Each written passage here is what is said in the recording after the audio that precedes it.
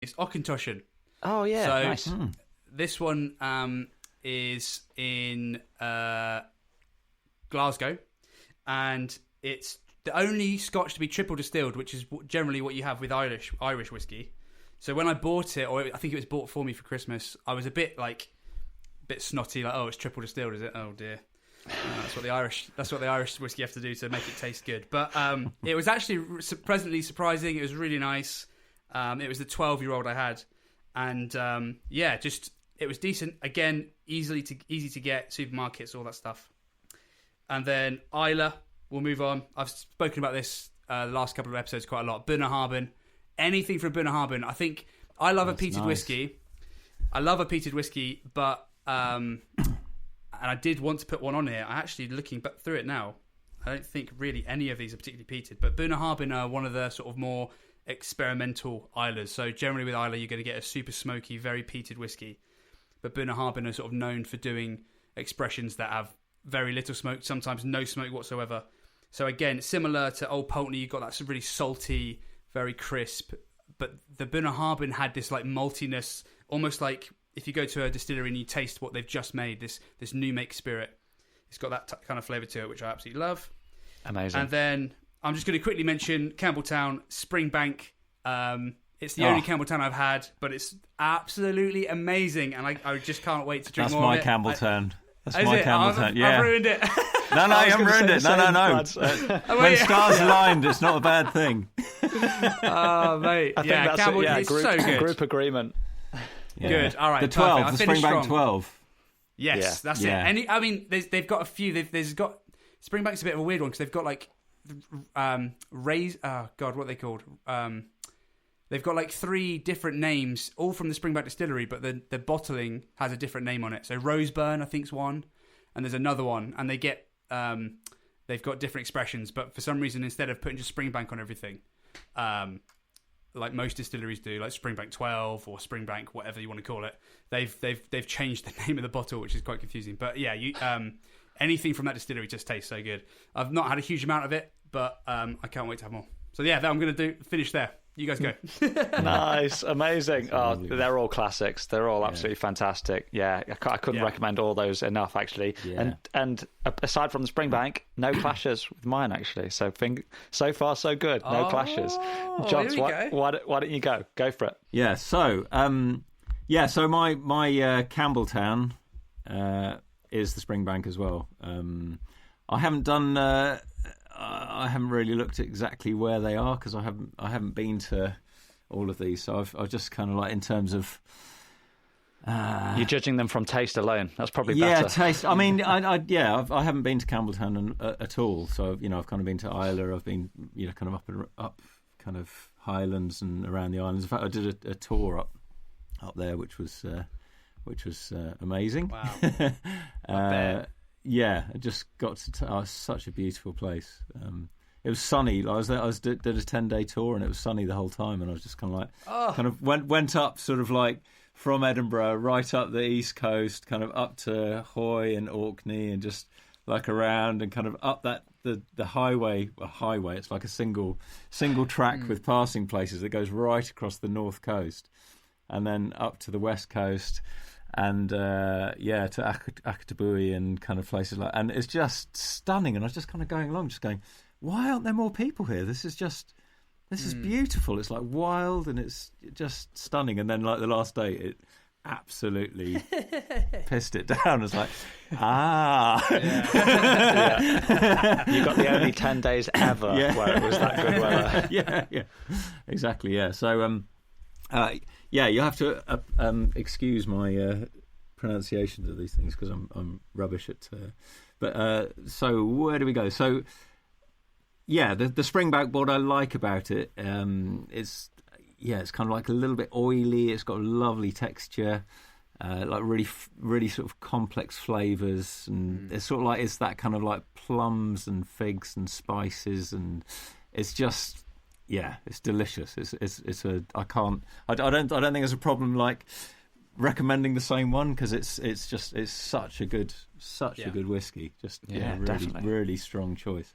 Where do I go from there? Where do I go? Lowland. Yeah, go Let's up. do it. Yeah. Bottom to top. Go across. I'm going to go across first. So I don't know how to pronounce this one properly. It's Bladnochtalia. There's a 25. Yeah. Bladnochtalia. It's a 25-year-old. Nice. Wow. And it's beautiful. It's like oaky, gingery, vanilla-y. It's kind of like a sort of a really nice kind of deep gold colour. And yeah, sort of like, again, kind of rich, malty, like orange, honey. I love those kind of like really rich kind of spicy vanilla. It's got like a little bit sort of what is it, like that sort of fresh kind of cut grass, kind of like a tiny little bit of that in it. It's like yeah, so nice. Lowland's a funny one because it's the same thing because they're usually pretty light, aren't they? They're like I mean, I wasn't being disparaging when I said, you know, it's kind of I know. it's a girl's drink. It's kind of it's known that, you know, I mean it's because they're generally lighter and I guess they aren't that, you know, so well known, are they? They're kind of No. I had to think when I was coming up with mine. I had to think, which Lowlands do I like? Yeah. Went through a list, and I did find a couple for sure. But they're definitely sort of less well explored, aren't they? From the general population, I guess. Yeah. I guess maybe it's because it's close to England as well. Yeah. That's Southerners. So where would we go from there? Say again? Yeah, sure. Highlands, yeah. So Highland. So this, I've gone for Tomatin for my Highland choice, which Some curveballs tonight, mate. Christ. Yeah. Can I get it from Waitrose? No. I think you can. It's pretty. They're sort of. I think maybe Springbank's not so cheap, is it? And the Lowland, the Bladnochtalia, or however you say it, it's a 25-year-old. So probably I was going to say, how old is the whiskey? 25 years. Yeah, so that's a good probably kind of in your kind of 60 quid mark, I suppose. Something like that. Tomatin's kind of, you know, it's probably around 30 quid or something like that. It's pretty easy to get hold of. I first heard about it. I got bought a bottle, so I was doing some stuff up in Scotland, and I've been doing a lot of work with this woman called Eileen Hunter, who's kind of like a singer, piano player, flautist, and her cousin works at this distillery. And when we were doing that kind of Highland Islands tour, she's kind of going, well, you know, if you're near the distillery, just give them a shout. You can always stay there. It's like we didn't go there, but we didn't in the end. But so it's at the end of Loch Ness, so kind of like the northern end towards Inverness. It's just kind of below Inverness, and I think I'm right in saying that it's the highest distillery in the world, possibly. But yeah, definitely one of the highest. It's something like 1,000 metres above sea level, if that means anything to anyone. But it's beautiful. Highest that way. Yeah, I was thinking most northerly, yeah.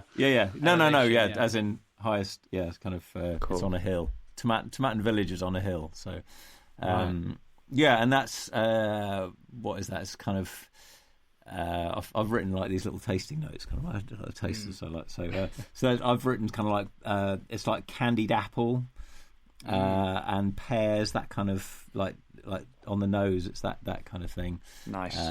It's like it's smooth, sweet, a little bit oily, and a bit kind of spicy, and yeah, it's how do you describe it? Yeah, it's a little bit sort of herbally as well, maybe slightly, but it's beautiful. I mean, it's a really, really strong whiskey. It's yeah, I recommend that for a good. I picked that. It's not so well known. I mean, they chuck out quite a lot, but it's not such a well known. But Highlands, like, I think possibly apart from Islay kind of whiskies, most people kind of like think of like Highland whiskies when they're sort of getting their whiskies. Although most of the whiskies come from Speyside. From Speyside, yeah. Yeah, that's kind of vast majority of the distilleries are there.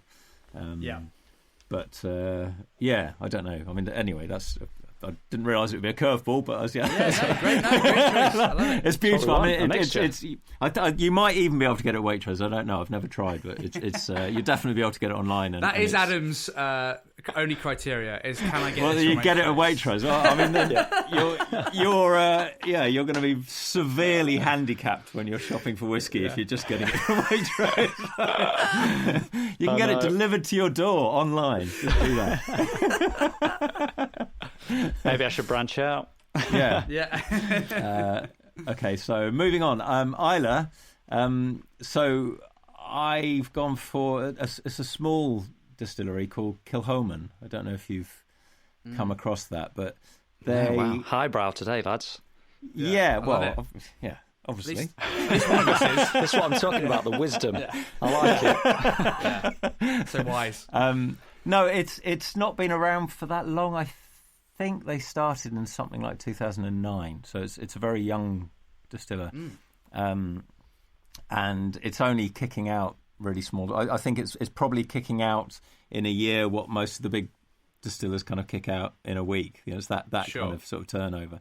And I think their initial intention was to do absolutely everything there. So all they still malt their own barley, they grow their own barley.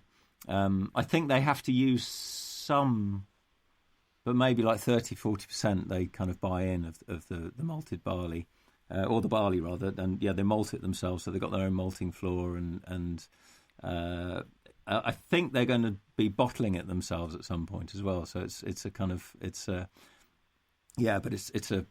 a really, really, really nice whiskey. I can't recommend this one highly enough either. Right. Nice. So yeah, there's a few. It's like Is kind of.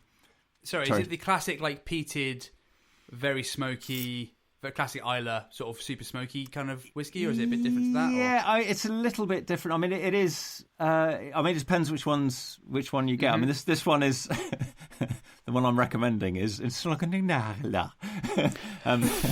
Sorry, is that a word? Yeah, no, it's not.